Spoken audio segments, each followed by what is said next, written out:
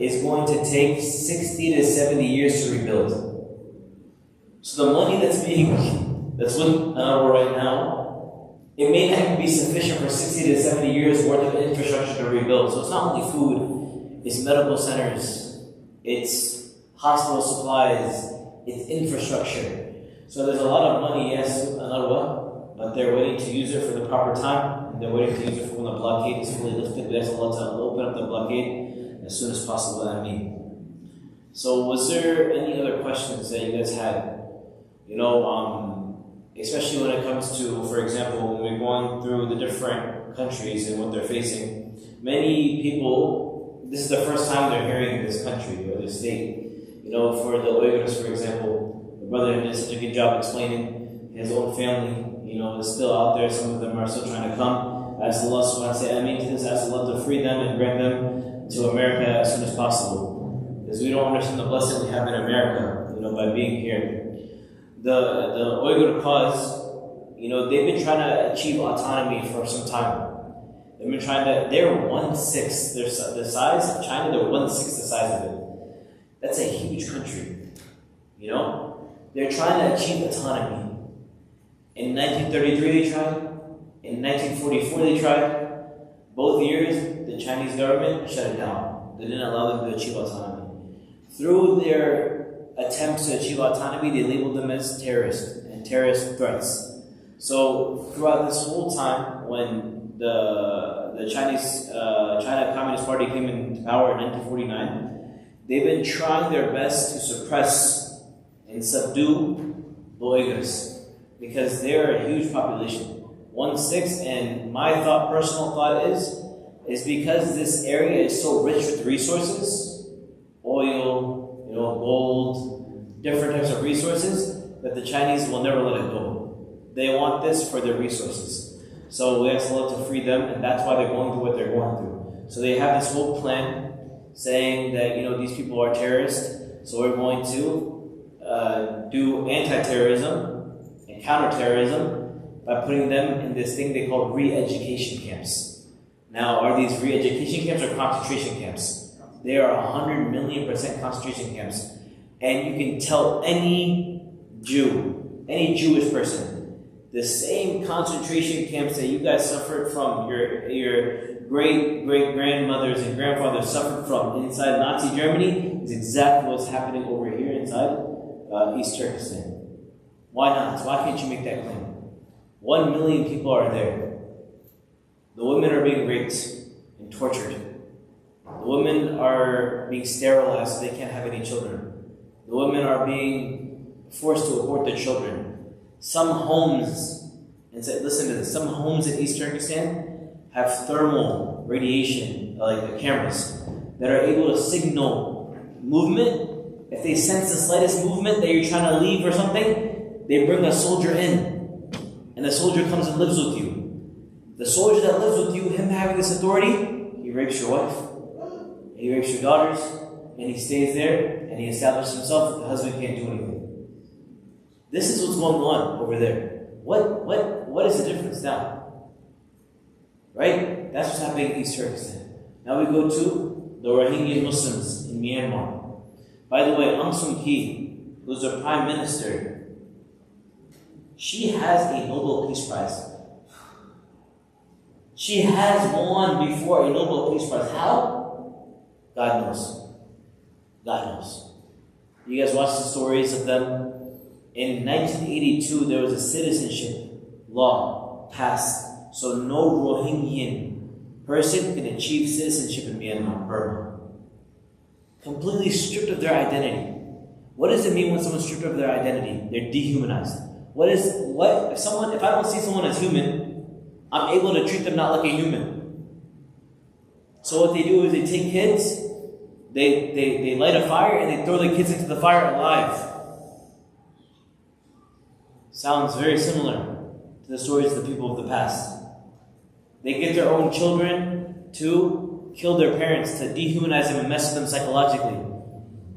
In 2017, they launched this anti-terror campaign to completely, ethnically cleanse the Rohingyas out of Myanmar. These are monks, guys, monks. You know how they say monks are so peaceful? No. Look what's going on over there. Look what's going on in Cox's Bazar. I don't blame Bangladesh. They're so small and so overpopulated. It's so hard for them to take in more. And the conditions are so poor. They're so poor. And the women they know, and the men they know, they have wives and sisters. You guys know how important feminine care is to someone's, health. They have no access. So imagine what happens when someone gets on their menstrual cycle or when someone's pregnant, how they're treated. It's a tough situation, right? And then in Yemen, you guys know with the Arab Spring, everything. I'm not going to get into the politics. I don't want to get yelled at by somebody that may disagree with me. But you guys understand from the Arab Spring and the constant, rise of protests and trying to overthrow the leaders. That's one of the leaders. He escaped to Saudi, and the Houthis took over. And there's been this internal conflict, sectarianism, political, and so much conflict in Yemen. And I told you guys the craziest thing that's happening in Yemen right now is women are selling themselves. Jazakallah khair for the tea and the water. They're selling themselves not for money but for bread. This is their high. This is their state.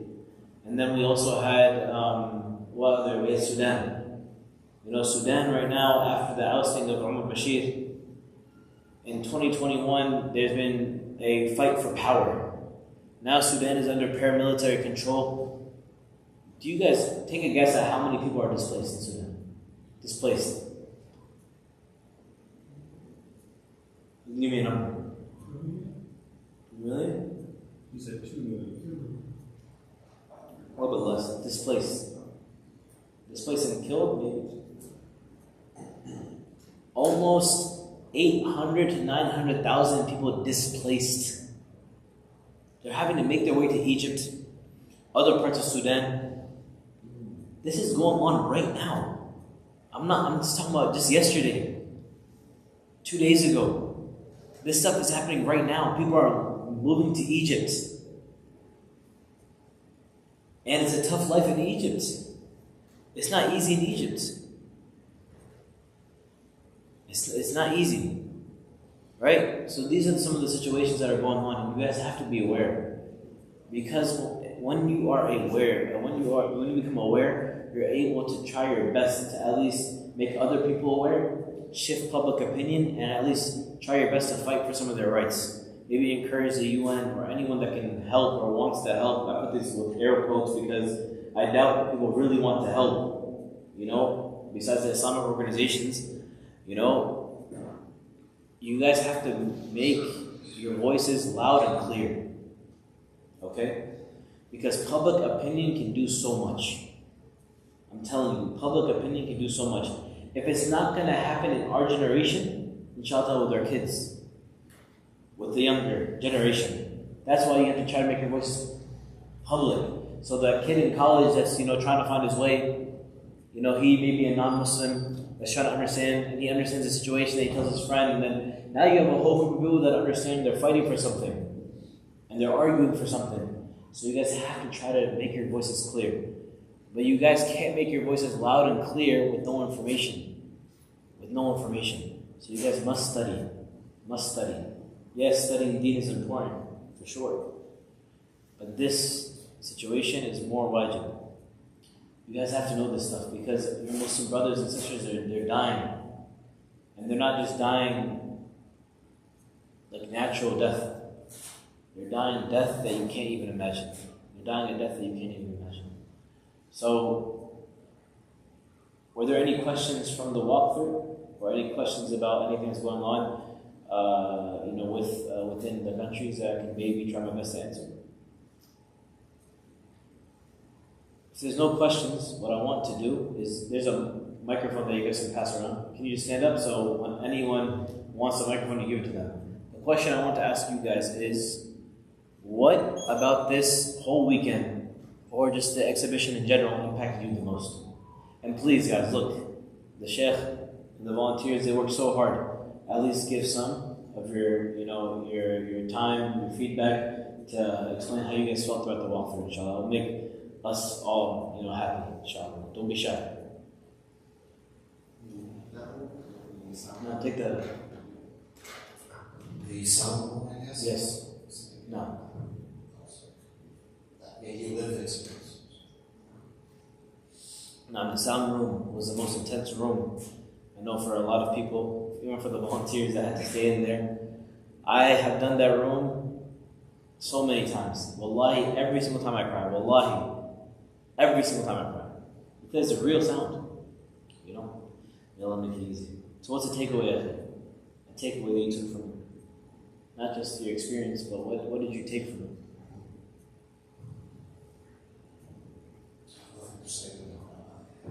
Being speechless is a lot. It's enough. Barakallahu fiik. Anyone else? Please, go ahead.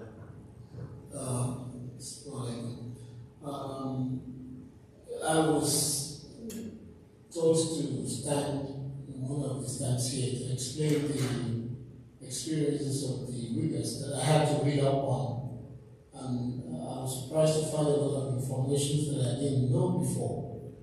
But alhamdulillah,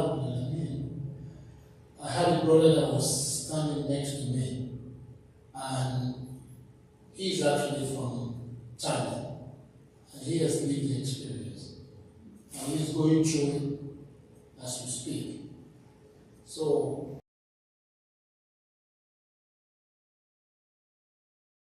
he sent him to me to stand by me, and I got far more information than I could really tell anybody. So that was very moving for me because I have a brother in front of me that's his family over there, and he's over here, and they witnessed everything that made us going through. So that's a great experience. See, it's not far. You guys think, okay, China's far, flight is long, but you have brothers in your own community that are experiencing this situation, not with their distant cousin, with their own direct family. So be a support system for these brothers and sisters. I have in my own area, I was talking to the brother, we have like a bunch of restaurants, Uyghur restaurants. All the owners of these Uyghur restaurants, they have families still inside, East Turkestan fighting for their lives. They'll make it easy. Anyone for the sisters, inshallah? There's already one.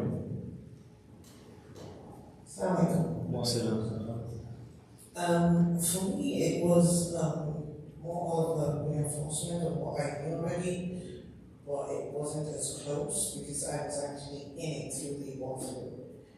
And it just made me realize how blessed we are here. And we really should take this for granted. Exactly, about being blessed. You want to add something to sister? What's that? For me, some of the information was unknown, particularly for women. I had no idea that children get shot and murdered. So that was eye-opening and humbling. It also, for me, just made me think about awareness and what am I doing to become more aware of our circumstances.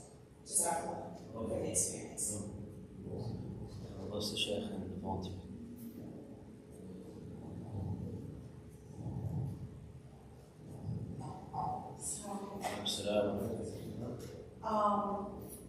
So I was assigned to the zone, and I needed a break. They don't get a break.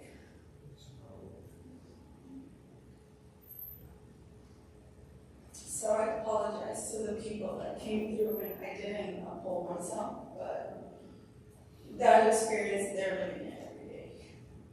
Those sounds and the fact that children are the ones that are being affected the most is so heartbreaking because that's a trauma that they will never grow out of. Did you hear what she said? That she needed a break, but they never get a break. It's very powerful. I stayed in next to Virginia Beach last time I came here. I was with some friends of my family. And I'm pretty sure that they have a base over there. I'm not too sure exactly. I think it's like either a military base or somewhere where they fly like planes and it's a military base next to Virginia Beach.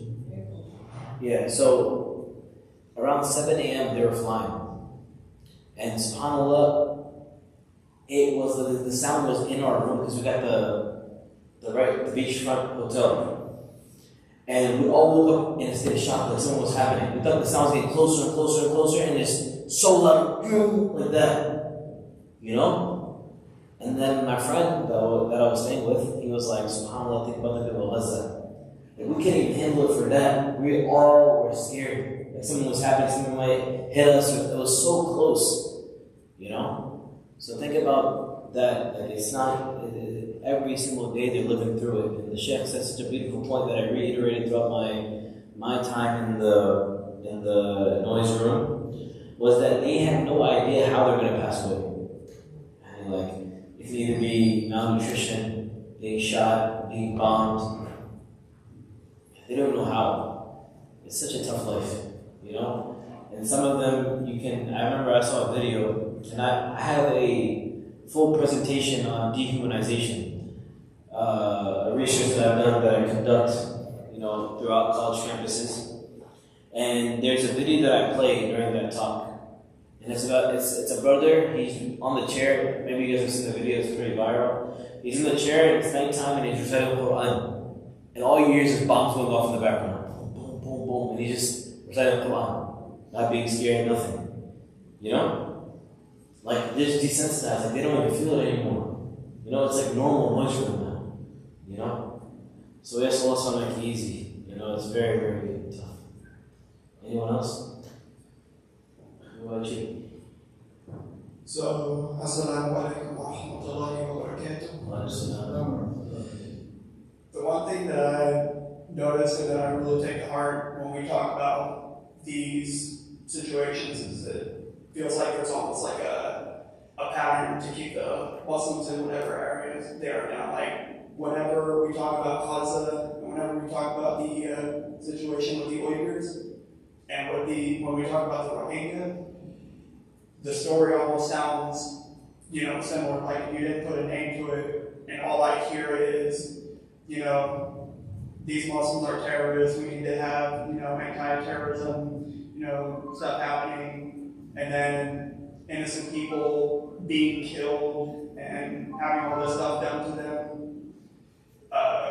and then nobody doing anything about it. You know, so once again, I know we're not, you know, trying to compare like situations like who has it worse and, you know, stuff like that, but it seems very, very similar situation. For sure. There's always one goal, and that is, and we have to realize that one goal is that they're afraid of Islam, Deen. So there's a lot of prayer that peace. No, this is my point.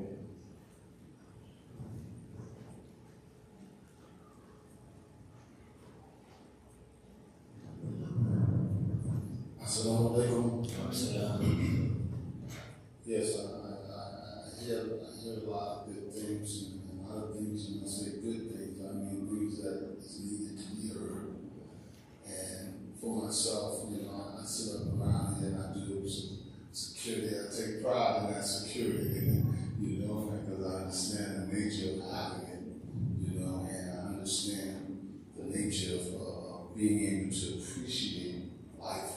You know, when you're faced with death so many times, just like our brothers in Gaza and other places like that, it just breaks my heart. You know, but at the same token, I can look back right here in America when we were faced with things similar, not to that degree, but yet I've seen many fall, you know, from my left and right, you know, which I got from this, and I was like, wow, man, you know, I'm so blessed and so grateful. You know, I gotta be so grateful, man, because, you know, Allah's given me so much life, you know. I mean, everything good or bad, I have to say alhamdulillah to, because Allah is the planner, He's the giver and the taker of life, you know. So when I look around and I think about the Rasulullah Sallallahu and what he said, you know, like my grandma used to say, many will be called, only a few will be chosen. You know,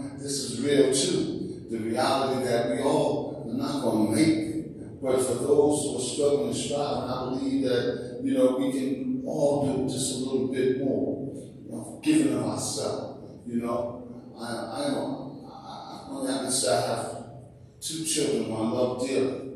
I've been raising them on my own for almost 11 years, you know. But I was a kid that grew up in a village where there was a lot of gunfighting, there was a lot of shooting, a lot of dying around me.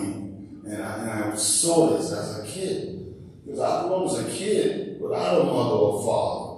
So I understood the nature of life early. So I just want to say, thank Allah for all you. Thank Allah for this place. This magic place blessed us with. And I hope that we continue to do what we're doing here. So I'll say that, and I'll just say shukran for allowing me to share that. Some people connect with situations, you know, that hit so close to home because of how relatable it is. So even though, you know, you're saying it's not as comparable, but there's comparisons that can be drawn for sure. We were speaking to one of the brothers, I forgot who it was, when we were speaking about just what happened to the African Americans in America. And we were speaking about in 1919, I was telling him that in 1919 in Bronx, New York, okay, they used to have human zoos. Human zoos. You know what they used to call them? Just like how we say re-education camps? They used to call them eschatological exhibitions. A way to view other people's, you know, their culture and stuff like that. That's how they used to call it. No, ethnological exhibition, sorry. Eschatology is something different. That has to do with hereafter, I'm sorry. So they renamed it in a way so it doesn't sound as bad. So you guys know Adabenga, right? Adabenga was sent, let's say, I think from, I forgot what part of West Africa, he was sent to America. And they displayed him. And these white people were just walking past him, like, treating him like an animal. Oh, that's cool, like, it's this culture and stuff. This is the stuff that was happening in America in 1919. When you dehumanize a people like this, what happens is you're able to treat them not like a human being. So it does get close to home even in America as well. It does get close to home even in America as well. Right? So these are some things that we can think about. You know, this whole thing, everything that you're viewing, there in it is some aspects of dehumanization, which I recommend you guys look into. They have made these people not even seem human. In Gaza, it's hard, but it's something that the relief organizations have to do. Sometimes they can't bring the food directly, they have to send it from the sky. And it drops on the floor and people are just trying to fight for their food like they're animals, you know? It's just, when you're able to treat someone like them not being a human, you know, they're not human, you're able to treat them like they're not human as well. Meaning you're able to kill them, put them in fire, do as you please with them, you know? So we ask Allah to make it easy. I'm going to leave off with some last remarks and I'll give it off to the Sheikh. Sheikh, when you were away, I asked him for permission that I can leave a little bit before Aisha because I have a long road I'm heading home today. I wanted to say to you guys the same lecture, just a little bit more about what I was saying in the noise area, the intense noise station. And that's just to be grateful for your existence and to be grateful for your life and the sustenance that Allah has given you. The ulama, they say, ni'matan. There's 2 blessings, right? وَكُلُّ مَوْجُودٍ مَا خَرَجَ مِنْهَا. There's 2 blessings that every single human being on this earth does not leave ever, does not exit from. Ni'matul hijab wa ni'matul imdad. The blessing of being existing and the blessing of sustenance. And we look at these 2 things in our context in Hampton, or for me being from Northern Virginia. We suffer minor inconveniences. Even if the issue may seem big, we might be drowning in debt. We might even sometimes struggle to have food on a monthly basis. We might deal with welfare. Or for some people that don't do that, they might have to deal with maybe traffic. You might have to deal with not having food in your fridge, so you have to go to Food Line to get food. Might deal with somebody being rude to you in the store. But none of those inconveniences even touch the dust of the foot of somebody in Muslim, or somebody in Myanmar, the Rohingya Muslims, or the people of Yemen, or the people of East Turkestan. They don't even touch you, let alone come close. So my question is, how grateful are you for the life that you have? Where is your gratuity? Being grateful is not only by your tongue. Alhamdulillah for life. That's it. Being grateful is practicing your gratuity with your limbs. Meaning the limbs that Allah has given you. You put on the floor for sajda. And you put on your knees for reward. The eyes that Allah has given you, use for khair, use for good. You watch that which is good, you stay away from that which is wrong. Let me ask you guys a question. Brother, if I give you $10 million for free, would you take it? $10 million for free. Now I say, give me your eyesight. Give me your eyesight for $10 million. Give me your eyes for $10 million. What about $1 billion? Give me your eyesight. So how much is your eyesight worth? You wouldn't even trade it for $1 billion. Sah wallah. These are things you have to think of. If I said, give me your legs for $6 billion, you wouldn't do it. Some people would maybe actually. But just think about that for a second. All the limbs on your body. How much has been given to you? Now let me ask you guys another question. If I gave you guys 86,400 seconds, $400, if I gave you this amount of money, right? And I said, hey, listen, you have this money, this 86,000, you have this money, you can only spend it today. You can't invest it anywhere else. You can only spend it today. What would you do? What are some of your answers? I want to hear. Use it for charity. What else would you do with it? Would you put it towards any haram? Why? Because you can't transfer it, make no transfer. You only do play with it, right? So how many seconds are in a day? 86,400. When these seconds that Allah has given you, what are you doing with it? This life that Allah has given you, what are you doing with it? These limbs, these eyes that Allah has given you, what are you doing with it? Just think. Just think. Wallahi, this exhibit, this walkthrough was for that reason. It's to get you guys to understand, to make you guys more empathetic, to make you guys' hearts connect to those overseas, but also to make you reflect about your own life and do some self-introspection. How grateful are you for your existence in your life? Really?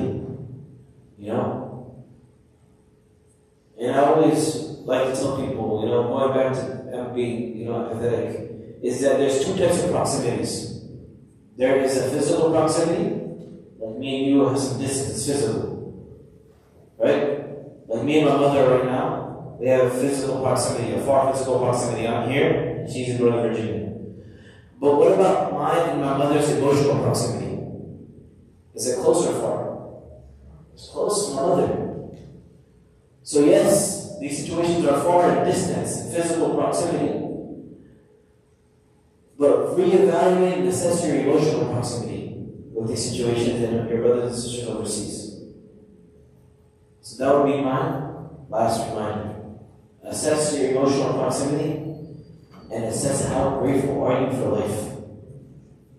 And if you ever fall ungrateful, look to your brothers and sisters overseas, just like the ones that we just went through and walked through. With that, I ask Allah subhanahu wa ta'ala to bless you all. I ask Allah to bless this community. Allah, even though it's small, like I said, it's not bad. Being small in number is never bad. When you have substance. Because from this masjid, you feel love, Allah, I feel love. The Shaykh has treated me so well. The volunteers so well. It's true, there's a blessing in this masjid. Never take it for granted. The brother was saying. Never take it for granted. You guys have something special here. You know? You have something special here, a gem here. Take advantage. Take advantage. And inshallah, through these programs, you'll figure out those two things I was saying about empathy and being grateful for your life. Again, I want to thank everyone. I'm going to head out very soon. If I don't get a chance to say assalamu alaikum to you, I'm saying it right now. Assalamu alaikum wa rahmatullahi wa barakatuh. Barakallahu fikum to everyone. Can I ask one more question? Yes, one question, no problem. Yes. Obviously, you look so young. Most of us are old people, men at the time. You're immersed in this mission here. How do you isolate yourself from the fact that it's just one day of just walking around, just exhibitions? We know what we feel. You do this day in, day out. How do you manage? How do you cope? What is your mechanism to prevent having an emotional breakdown? Seeing this all the time. It's very hard. Very good question, but it's very hard. I would be doing a disservice if I said I had an answer. Because I don't. Because I do struggle with it. Wallahi, and this is something I've never told anyone, so you guys are the first community to hear this, okay? But Allah, some of these kids that I've seen, I have dreams about them. I see them in my dreams. It's the hardest situation. You lose sleep, you know? Especially days where I'm editing videos or doing video edits. It's different. It's different. And wallahi, I would be doing a disservice if I said I had an answer. Maybe the Shaykh has the answer. But I don't have an answer to that, honestly. It's very hard. It affects everything in your life. But it also does, like, for example, make me more grateful that I have a little nephew that's 2. And I see him, I just did a whole video of these kids, and I can't imagine this happening to him, and it does affect every single aspect of your life. Like I said, I'll be doing a huge disservice if I said I had an answer to that. I don't have an answer, I'm sorry.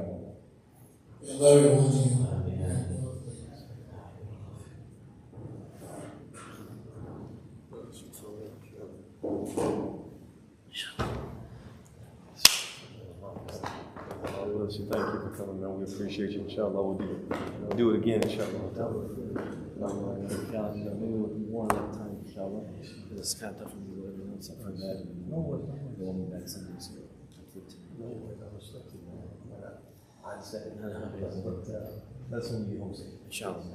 I like that.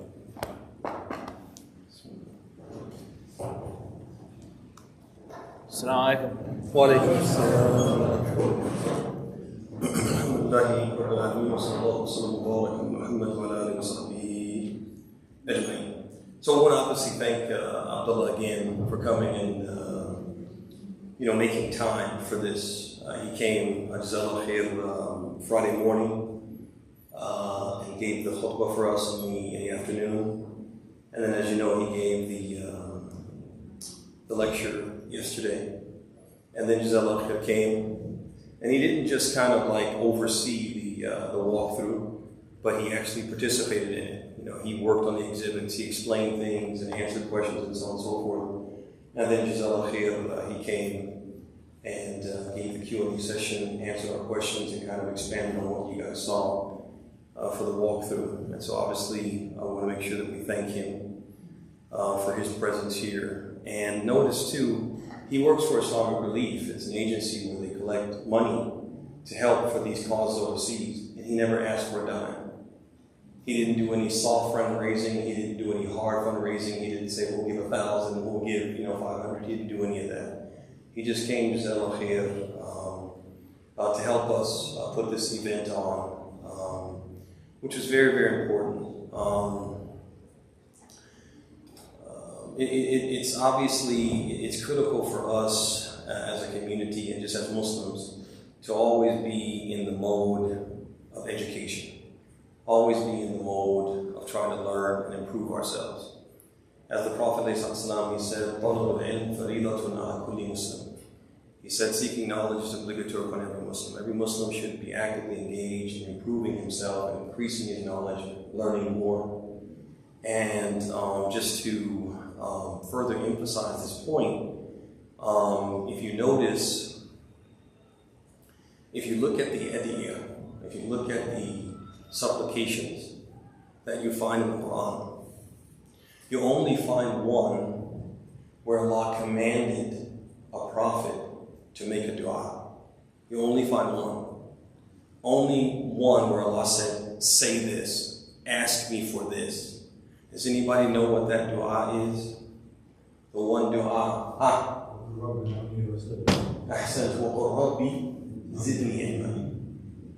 Allah ordered the Prophet Moses. Now, the common feature and quality of the prophets is that they're always the most knowledgeable person. Right? They're always the most knowledgeable person. Allah chooses them, He teaches them, He pours His knowledge and wisdom into their hearts. They're the most knowledgeable people. Despite Moses being the most knowledgeable person in the time in which he lived, Allah told him to say what? You see that? And say, oh my Lord, increase me in knowledge. Same thing with the Prophet Muhammad. You guys see that same thing with the Prophet Muhammad. Allah says to him, he's the most knowledgeable and the best and the best of the prophets. He tells him what? And say, oh my Lord, increase me in knowledge. I say all this to say is that it's critically important for us when these opportunities present themselves to what? To come and be enlightened. And it's not just being enlightened just about deen, but about these things too. About these issues. What's going on in the world? Why? Because as we said yesterday, that being empathetic is wajib. And you can't be empathetic about something you don't know, and therefore knowing and learning and studying becomes what? A wajib, because whatever it takes to fulfill a wajib is also wajib. But I want to say this too, is that these programs, which we offer sometimes for enlightenment, sometimes we offer it for recreation, sometimes we offer it for entertainment, the one thing that we always have in mind in all of these activities and programs that we do is that these programs are geared toward bringing the community together. I want everybody to understand that. That at the heart of everything we do, one of our greatest motives and motivations in anything that we put on, whether it's this, whether it's the shindig, which will be rescheduled, whether it is the camp that we do for the kids, whether it is this program or that program, our mind is always, is always looking toward how can we bring the community together? How can we make us know each other and love each other and work together and work for each other, etc. and so on. And so one of the things I want you guys to take away from today and from everything that we do is, am I being a good brother or a good sister to the people around me? Irrespective of how they look, irrespective of what language they speak, irrespective of what passport they carry, irrespective of some of the cultural differences, some of the personal differences. Irrespective of all of that, the person on the other side of me, my interlocutor, the person I'm interacting with, am I treating them good? Am I treating them well? Am I being nice to them and am I being kind to them? Because everything we're doing is useless if we're not doing that. The Prophet said in the hadith, "La yu'minu ahadukum hatta yuhibba li akhihi ma yuhibbu li nafsihi." None of you is a believer. You're wasting your time if you don't love for your brother what you love for yourself. If you don't hate for your brother when you hate for yourself. And none of us likes to be met by anyone with what? With a frown. Nobody likes that. Nobody likes to be talked to in a way which is gruff. Nobody likes to be dismissed. Nobody likes anybody to walk past them. If you don't like it for yourself, don't do it to other people. Right? Nobody likes for people to gather into a room and act as if they're invisible. Nobody likes that. So if we don't like it for ourselves, we shouldn't do it to others. So I want you guys to understand that we don't do this just to enlighten. We don't do this just to entertain. We do this to bring the communities together. We need to start acting like believers. We need to stop thinking that belief is something what? It's a costume that you put on. It's a thobe, it's a veil, it's a beard, it's a short garment. No, it's how we behave. Our behavior and how we treat each other is critically important. The last thing I want to say is, Abdullah, he said something very, very important, and I just like to underscore it. I like to emphasize it or reiterate it. He talked about gratitude. And one of the things that we should definitely take away from everything we saw today is to be grateful. Is to really, really be grateful. Just look at the condition. Compare your condition. I don't care what your condition is in this country right now. The person says I have all kind of debt. Person says I live in an awful neighborhood. Person says that I'm a little bit, not entirely, but a little bit food insecure. Okay? If you're food insecure, you have more food what? More food than them. If you have some financial difficulty, you have better financial situation than them. If you say, you know what, my neighborhood isn't the safest neighborhood. They broke in my car last week. This is the 3rd time in a month. You see that? You see that? But you're still safer than them. You see that? And one of the things I think we really, really need to do is appreciate the people in our lives. I don't think we do. We have a tendency to take people for granted. As the saying goes, كثرة الإمساس تذهب الإحساس. The more you have something, the more you come in contact with something, the more familiar you are with something, the more numb you become to it, the more desensitized, the more ungrateful you become. And a lot of us are really, really ungrateful. The way we treat our wives, the way we treat our husbands, the way we treat our friends, the way we treat our property. You guys see that? It's like some of us, we live in this house, it's 3 bedrooms, it's 2 baths. Man, we could really use another bathroom. This house is awful. This house sucks. People say that. People say that. Come on. Come on. People are living in what? In shanties. In shanties that barely protect them from, that don't protect them from the elements. They're sleeping on the ground. They're having to use the restroom in a bucket that they then have to go wash out and then do what? And do laundry in it. It's like we're just not grateful. We're not grateful for the people we have in our lives. We're not grateful for the things that we have. And we're too busy hyper-focused on the things that we don't have or the things that the people in our lives don't have or don't give or won't do. We focus too much on that and not enough on what? On the good things. You see that? And so I wanted to bring that home. One of the things that we need to take away when we leave, hug your husband, hug your wife, hug your kids. Tell them you love them. Tell them you love them. Some of these people, they can't do that because they've lost everyone and they've lost everything. Right? Appreciate the car that you drive home in because you have a car. These people, they don't. Appreciate your health. You saw that video. Appreciate the health of your kids. You saw that video where they're shooting kids. Man, kids go out to get water for the family. Go out to fetch something for the family and don't come back. Or come back maimed. Or come back wounded because they've been shot by a sniper. Your kids come home from school, man. Hug those kids. Kiss those kids and tell them you love them. We got to be more grateful. We got to be more appreciative. We got to really, really bring things into focus. All the time you hear people say, oh, this food is too salty. Oh, you didn't make enough. Oh, this is what you made. It's like, we got to stop doing that. We got to really, really learn to appreciate it. This is one of the benefits of this program that we had. Thank you all for coming. Thank you all for being here. Thank you all for listening. Inshallah, we're going to have the event. We're going to have Salat al-Isha. And afterwards, we're going to have dinner together and fellowship together and build that bond of brotherhood and sisterhood between us. I want to just let the parents know who have children in the program. After Salat, the program ends. Got to collect your kids for dinner. Inshallah ta'ala. هذا وصلى الله وسلم وبارك على محمد وعلى آله وصحبه أجمعين.